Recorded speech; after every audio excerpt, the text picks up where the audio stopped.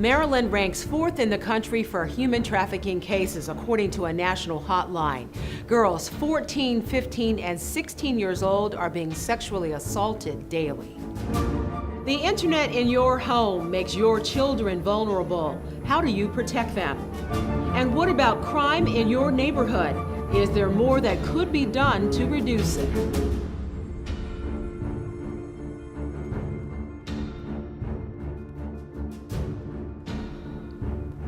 I'm City of Laurel Communications Director Audrey Barnes.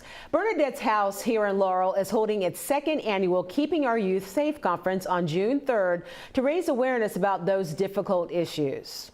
Today, we are talking with the chairman of Bernadette's House Board of Directors, Nancy Lilly, about this groundbreaking event. Nancy, thank you so much for being with us here today. Thank you for having me. This is an important conference. I'm glad you are doing it again for a second time. But before we get into the details of the conference, let's talk a little bit about Bernadette's House. There may be some people who aren't familiar with it. So tell us what it's all about. Well, Bernadette's House is located here in Laurel. We're a nonprofit organization. It was founded back in October 2012 by Carol Nash. She's a wonderful lady to know if you haven't met her yet. We have, our girls are between ages 10 to 14. In terms of the requirement, it's to be a girl. That's all the requirement. What kind of services does Bernadette's House offer? Well, we offer different services. We offer services both for the girls and the community. We do a lot of community outreach because we realize that our parents and our adults are also responsible of these girls. So in terms of that, we do the home after school mentoring program, which is a big deal. The girls all have mentors. We have Girls Rising, which is an 8-week workshop that we help girls to be preventive and to also be aware of the risk out in whatever environment they're in. We also have Elders Circle, which is a intergenerational group that we work with so they could see that we both give and take. And then we have some summer mentoring program. We also do something that's called Debutante, which is taking the girls at age 16 and helping them to go into being a young woman. So last year, you kind of branched out a little bit beyond helping the girls at Bernadette's House. You held your first annual Keeping Our Youth Safe conference. How was that event received by the community? It was wonderful. We were not quite sure. It was our first event reaching out the community. We had Donna Edwards as our keynote speaker. The focus was about mental health, again about human trafficking, and also about the need of after-school programs. So why do it again? Because the question is, why do not do it? It's a need. It's something that it matters to me as a mother. It matters to every person in Prince George's County, in the nation, in the world. So the question is, why not? And when they talk about it takes a village, this is a perfect example of, it sounds like the movement and the effort that you're trying to spread through Laurel. Yeah, it does take a village. It does take a village, and we truly believe in that. And we are part of that village. Okay. Well, when we come back, we're going to talk with Ms. Lilly about this year's conference and why you definitely need to save the date and be there for this community event. We'll be right back.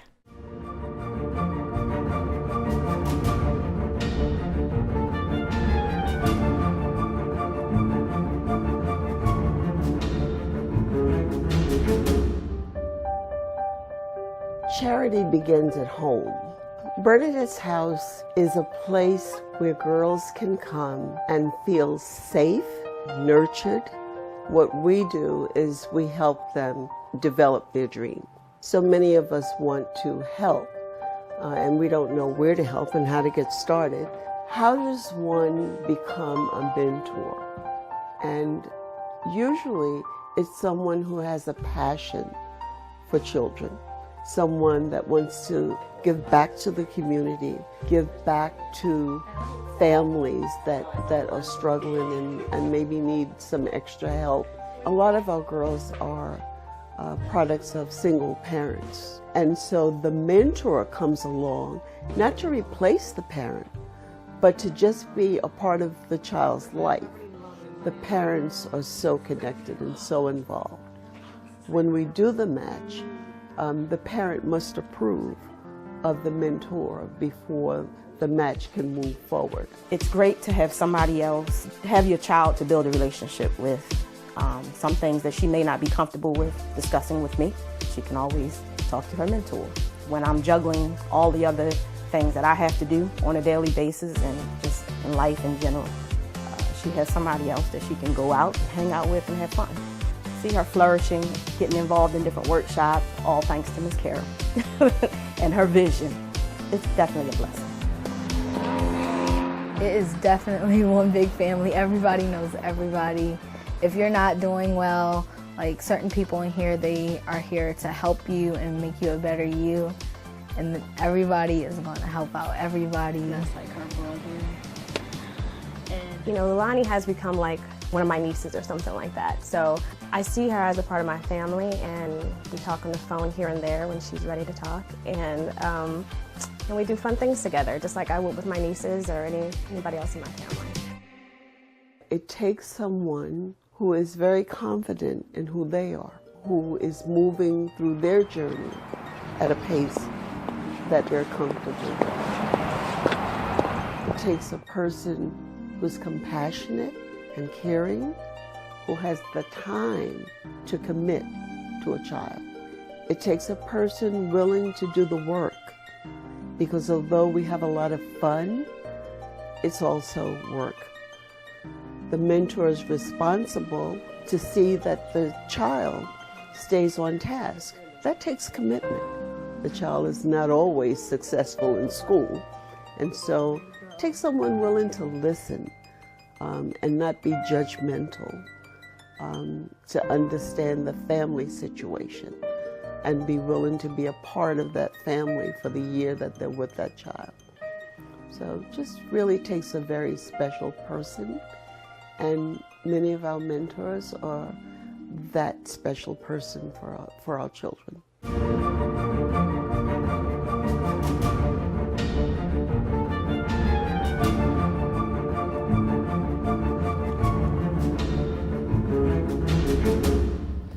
Welcome back. The statistics on human trafficking are stunning, and it's a problem that does affect girls here in Laurel. As recently as last year, more than a dozen young girls and women called a national hotline asking for help to free themselves from their traffickers. Bernadette's house here in Laurel is trying to do something about it. And here with me now to talk about this problem is Nancy Lilly. She's the chairman of their board of directors. And I do imagine that Bernadette's house comes in contact with girls that have had some experience with people approaching them, trying to traffic them perhaps. Mm-hmm. Tell me about that. Yes, we do have predators, we call, out there. They're everywhere that they on their walks of life, from being on the internet, to being in school, to being in the mall, to being in the movie. So it's Bernadette's house, one of the talks is about prevention and about how to keep them safe. And for the second annual Keeping Our Youth Conference, you've brought in some outside help to really hammer home some safety tips for parents and their young girls and boys about trafficking. Tell me about the panelists at this year's conference. Well, the panelists this year's conference is the nonprofit organization called Samaritan Women. This particular organization, their mission is restoration, restoring victims of human trafficking. So we will have Beth Haley with us, and she will be talking about some of the encounters, some of the needs, and also Beth has been with us doing a lot of the education through the schools and through the systems to avoid this happening. So for people who say, oh, this kind of thing doesn't happen in Laurel, it does happen in Laurel. It does. Girls 14 and 15 years old are being approached on Route 1 and just in their neighborhoods going to school. It does happen. It does happen, and it does not say we're looking at risk girls, we're looking at low income. This affects people from all incomes. So we all have to be aware of this. Very, very important information that you're going to be passing along. Now, another topic that you're going to be delving into at the conference is internet safety. And really, that kind of goes hand in hand when you're talking about trafficking, right? Definitely, because one of the ways of these predators reaching our girls is through social media. So we're going to have a panelist. His name is Carl McMillan. He is a computer safety expert. He will be talking about what parents need to be looking for, what they need to be aware of. There's also, he's going to be talking about certain technology that's out there, a program called Raccoon that parents could be aware of, and it's about teaching our kids social media responsibility. And that alone is worth the coming to the conference for, because what home doesn't have a computer, and how much attention are parents really paying to their children as they get on the internet? Yeah, and it's not just the home, because phones also have that access, libraries have that access, school has that access, even at our house. We need to be looking, and we also want to learn how to have programs in-house to get our children to be safe, our girls to be safe. Yep. And this conference is not reaching out only for girls. We're reaching out girls and boys at this time. And bring the parents, the grandparents, and anybody else who has some responsibility for your children at any point. Thank you, Nancy. Well, the conference will also talk about something that concerns every one of us, neighborhood crime. We'll continue our discussion about that in just a moment.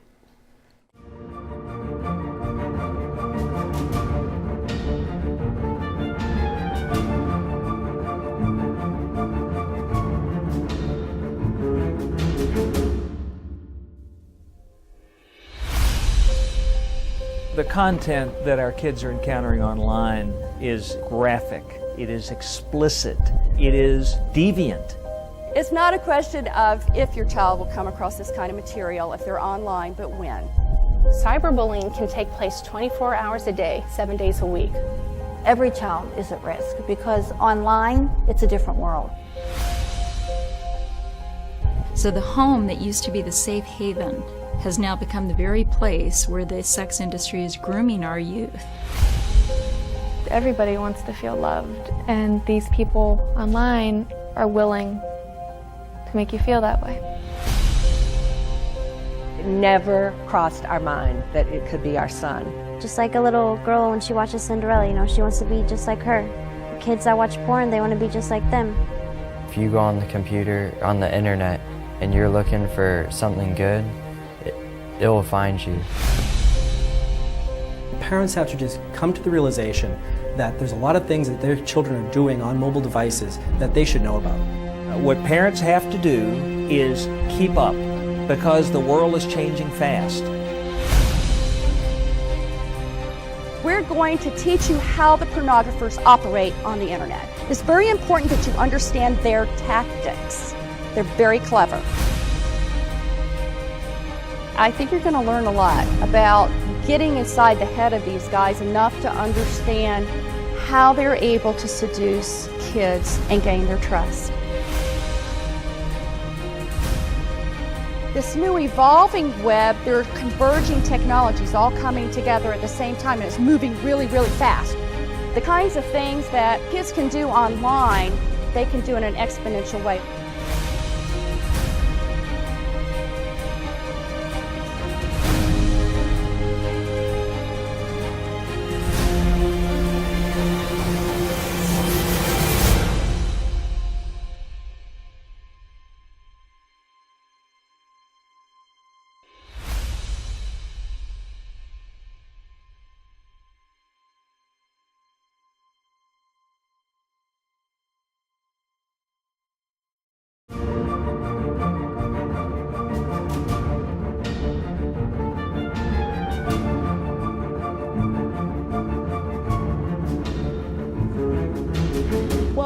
back. We're talking about the upcoming Keeping Our Youth Safe conference. It's set for June 3rd at the Laurel Library. Our guest today is Nancy Lilly. She is chairman of the Bernadette's House Board of Directors. And Nancy, for this segment, one of the things you're talking about, you've already mentioned human trafficking. We're talking about internet safety, but the conference will also be talking about neighborhood crime. And I understand you've invited a Laurel police officer to be a part of that discussion? Yeah, we invited Officer Jackson. She's an instructor for DARE that's been around for some time, and she works with both education on the drugs and also on domestic violence. She's been working with educating kids. And she actually goes to the schools every Monday, elementary schools. We start them from the beginning, just about safety and awareness. And she's a great advocate for young girls, young teens. One of the newest members of the Laurel Police Department, she just got a life-saving award the other night. She actually helped save the life of a suicidal subject. So she's got great advice for parents, and she really is a role model, especially for young girls that might be considering going into law enforcement. You've also invited another Laurel resident, Shirley Bell, who tragically lost a son to neighborhood crime, not far from the library where this conference is being held. Tell us about Shirley and what does she bring to the discussion on June 3rd? Well, Shirley Bell has been around. I've known her since I've known Bernadette's House. She's been a great advocate for our girls, for the program. She lost a son about 11, 12 years ago, Brian, right here in Laurel. And what she's done with that loss is be involved. She started a crime solver committee with the city of Laurel in helping parents and helping adults for the prevention. So she's very, very aware. She's very involved in the community. And her purpose of existence, her mission is to stop crime. So she's turned a tragedy into an opportunity to help other people. Yeah, that's what you call turning the word problem into an opportunity. Absolutely. And she's done that. Absolutely. Thank you very much for the conversation and the preview to this conference that is set for June 3rd. Let me give you the conference details once again.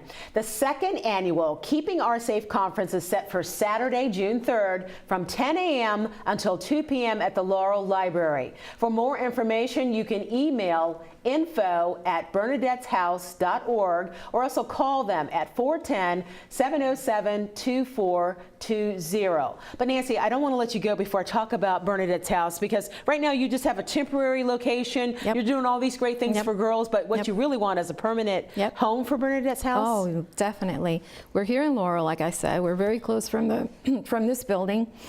We're renting right now, but we're here to stay. And when I said we're here to stay as long as there's a need. We don't have a time frame, but what we do know is that we will have a permanent house to be able to continue providing these services. Kind of outgrown your current space? Yeah, we have. We don't have enough space right now for our girls and for all the different things that we do. So yes, we've outgrown our space, so we need a bigger space, and we're definitely looking at a permanent space. So there is a fund that people could go to on the website to make donations. So they would go to Bernadette's House, what, is it Facebook page or the web? There's a Bernadette's on both Facebook and the website, www.bernadetteshouse.org, and there's a GoFund that they could go ahead and donate that for the purpose of the house. All right. Well, thank you so much for being here and sharing the story of Bernadette's House and what you are doing to help keep the entire community safe. We appreciate you being here. Thank you. If you would like to donate to the Bernadette's House GoFundMe account, we were going to have that address for you at the bottom of the screen. We also want to once again tell you about the conference. It's on June 3rd at the Laurel Library from 10 until 2 in the afternoon. That does it for this edition of the Laurel Community Spotlight. I'm Audrey Barnes. To view any segment that is aired on Laurel TV that you might have missed, be sure to check out the Laurel TV official YouTube channel. The schedule of all our programs is online also at laureltv.org. Thanks very much for watching, and we'll see you at the Keeping Our Youth Conference on June 3rd.